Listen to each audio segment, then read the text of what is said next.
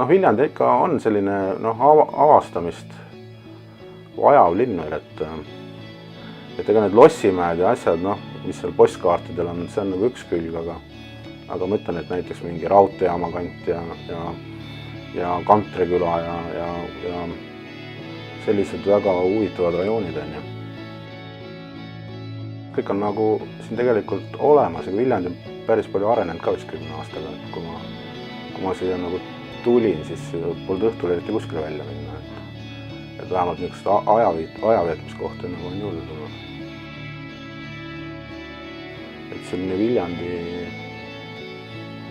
ajalugu on nagu päris pikk on ju ja ta on selline, nagu, kuidas ma ütlen, selline nagu inimsõbralik. Et see osa ajaloost, mida sa näed, on just nimelt sellised puumajad ja mingi munakiviteed. Eks see akadeemia nagu on toonud nagu sellist hingamist ja nooremat rahvast nagu ja ratastega sõitjaid tänavatele.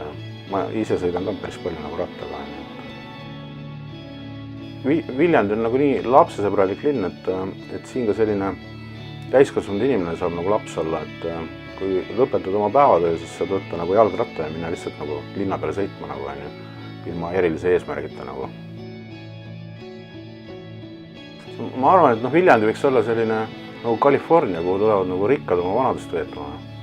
Et siin on nagu selline hea infrastruktuur, ta on nagu ilus linn on ju, on palju kultuuri on ju ja mis seal Tallinnas nagu ikka istuda on ju.